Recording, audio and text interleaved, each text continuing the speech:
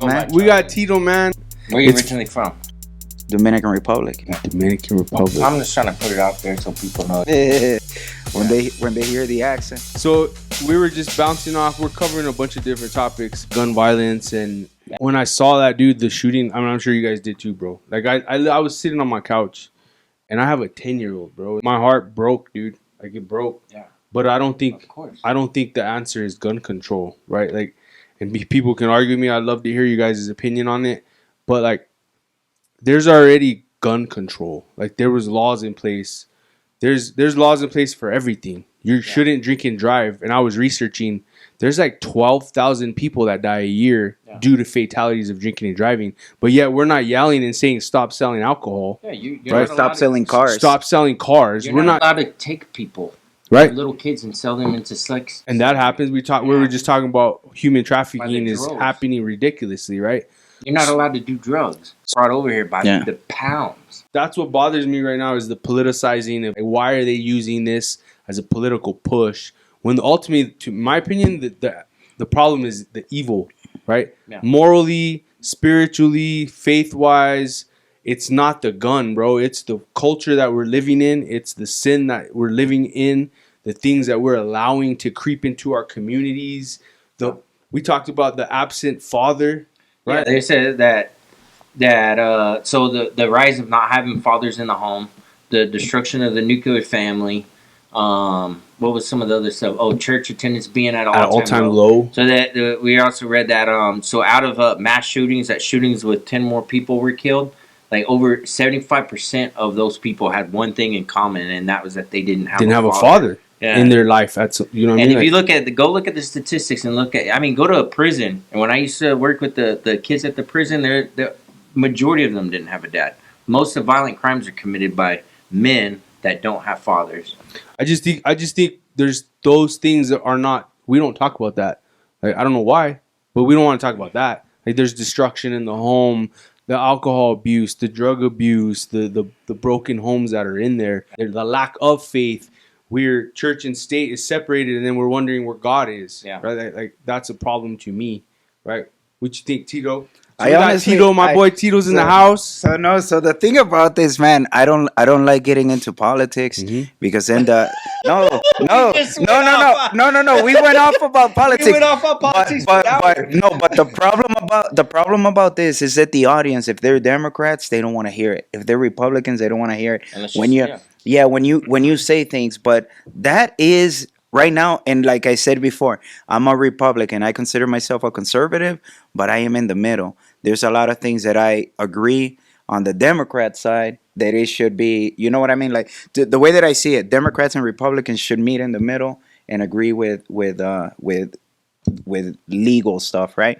But I think that is a Democrat system to have those broken homes, because Democrats, their votes is from the poor people, is from black community, their votes is from the minority. And if you see it, you're a single mom, you don't have a job, you or a low income or whatever, you get welfare, you get this, you get that, you get all these free stuff. So they make it like you don't need a man in your life, the government will take care of you.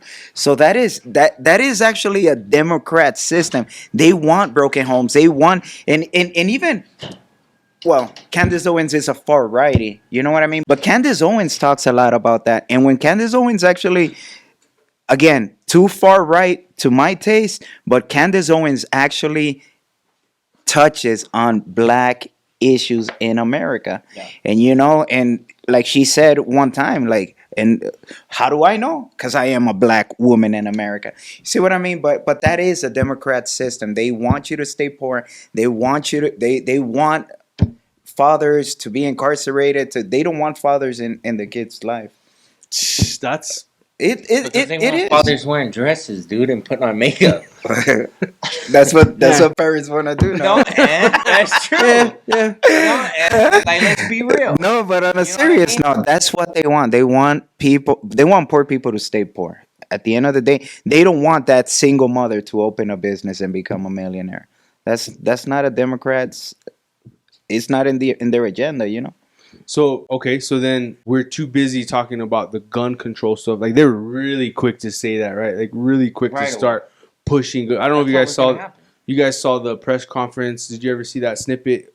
If the governor was there in Texas, and that dude, the other senator, jumps up and starts talking about gun All the control, celebrities with tears in their eyes. gun control, gun control. But yeah, nobody wants to talk about this stuff, right? The moral, Well, that's it. You got to have. So that's the thing is, we don't have really a moral. We say we have a moral code that society's made this moral code in America, but that's not how it works. You have to have something outside of this to kind of tell you what that moral code is. Yeah. So You know so what I'm there's a saying? different. And then that's where God steps in. yeah, And that's where the Bible steps in Yeah. because it gives us that moral code that we're supposed to live by. Yeah. And we live by that and we don't have these sort of problems. yeah, But we don't make that our moral code. We try to make up our own moral code, and that's never going to work because humans are we're nasty people. Evil's a real thing. Yeah. You know what I'm saying? Evil's Yeah. a real thing. Good is a real thing. Yeah. You can't address evil by some moral code that we all agree upon because humanity doesn't. We don't work like that yeah. because we're all selfish. I mean, we're evil too. I'm just as evil as. I mean, I've never went and shot kids or even thought about it, but you know what I mean. I'm an evil, broken person too. I have to have something outside of myself to look to kind of guide me and show me how I need to live my life and how to treat people. That's You why know what I'm companies have ethics. Like ethics should be built based on moral beliefs, moral codes, right? But ethics is things that you have to follow regardless of your moral. Because that guy's moral code was he didn't care. You see what I'm saying? Yeah. So who are you to push your morals on him? You know what I'm saying? You have to have something set to say, hey, this is the moral code that we should live by. Yeah, and then I heard an interview, dude, with his grandfather, and then they're like, "What did you see? How is he?" You could tell, dude, like they don't even talk. Like he don't even know. He lived there, I guess, for a while or something, and then he's like, "We don't really talk." Like, well, that's part of the problem. Like once again, an absent home, we don't even know what's like. I would hope that I know that my kids are struggling, right? Like we talked about, I missed. My kid was like really, really like addicted almost to pornography that I didn't even know about, right? For like 6 months, like bad. Not just like I watched a little bit of porn, like he needed it, right? And I felt bad. Like I felt I was an absent father, and I'm not. Like I feel like we're really involved, and that's just that, right? Yeah. That's just us who are in the home, right? Who are involved in your families. Can you imagine the absent fatherhood? Like you guys, did you guys go through that? I was blessed enough, right? I was blessed enough where my dad was in the home. Right, I was in the home, and I still did bad stuff. Right, I still did evil. I still sinned. I still partied, drank, did this, carried guns, sold drugs. Like I did all that with a father in the home. I can't even imagine not having a father in the home. No. Right? What about you guys? Anybody? You're a kid and you think you should be the man of the house, and then whenever you go out to go to school, you're meeting, like if you're in the hood, right?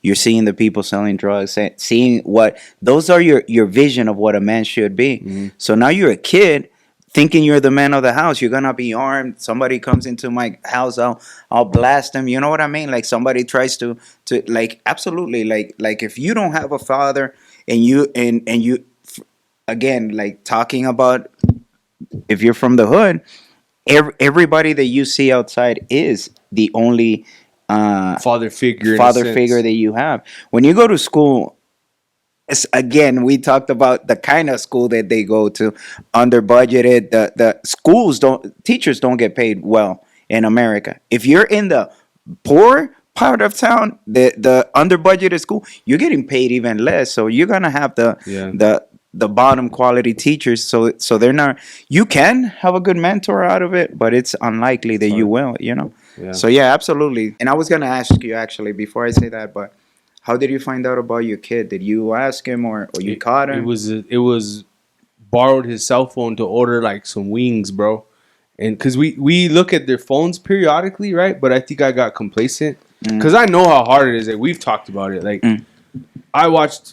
we talk about porn, and I've talked to a lot of people and they laughed about it. But it's like he'll be all right. But there's a difference between watching porn and like being addicted to porn, right? And then it changes your perspective on life. Like I did it. I wish I would have never. Like, you look at the problems that it causes in a marriage, that problems that it causes when you perceive what a man and a woman should be, not what the Bible says, right? Mm-hmm. And that's another whole topic. But we saw it just by getting his phone, and my wife accidentally saw it, right? Looking through his phone, like he gave it to her, and she kind of looked. But we weren't being as vigilant as what we should be, right? Because we talk about, man, these kids are exposed to so.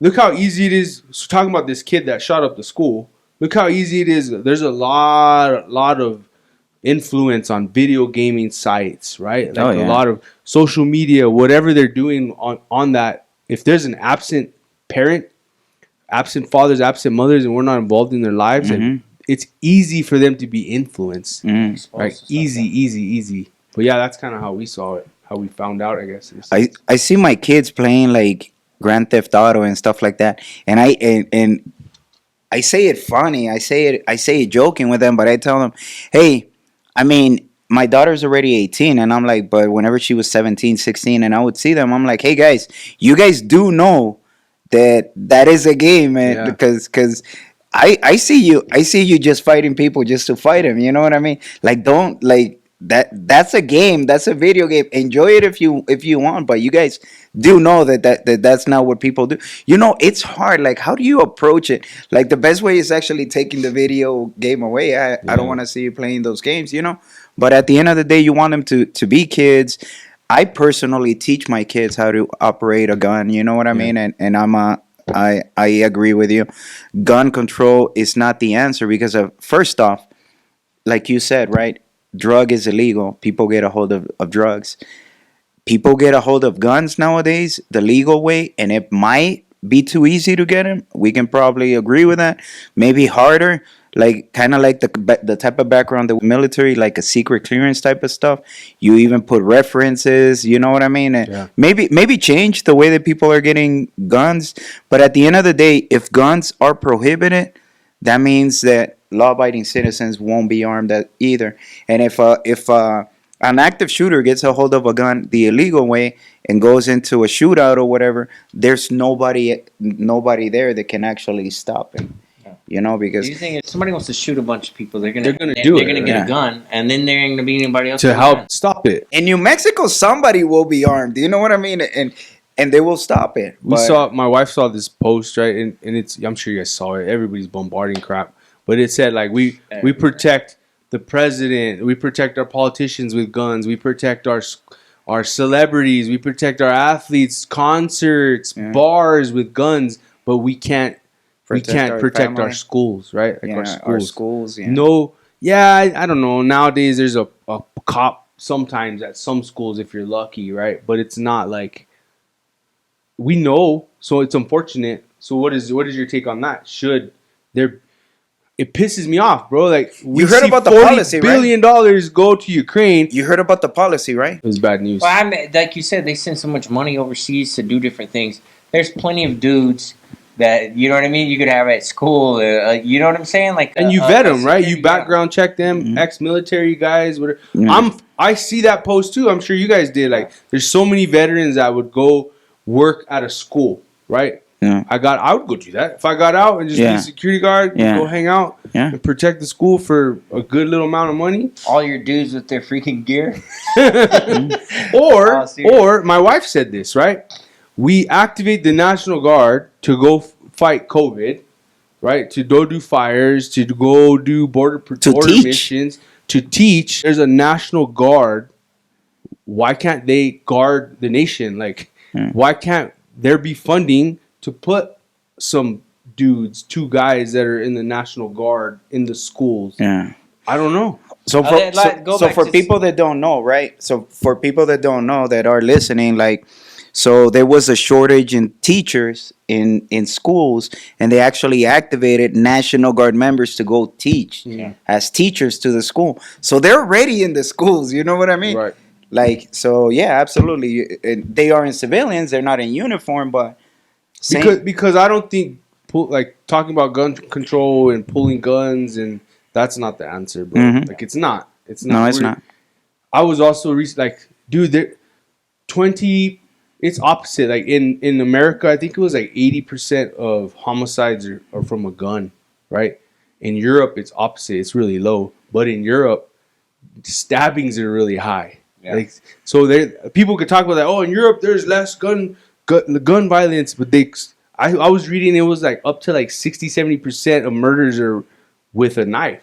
Yeah. So then what? We're gonna take away knives? Happens in America. It's like because in other countries they lock the whole school down and burn it. Well, we talked about that, right? Look at the extremists, right? Yeah. We're lucky and blessed to live here and not worrying about getting blown up every day, right? What about all the schools in the Ukraine right now? How are they doing? You know? Yeah. Like, I ain't with get it, boy. Guys, hey, but no, we talk about it's crazy, but the Europe thing, we are way, way, way too mixed in America.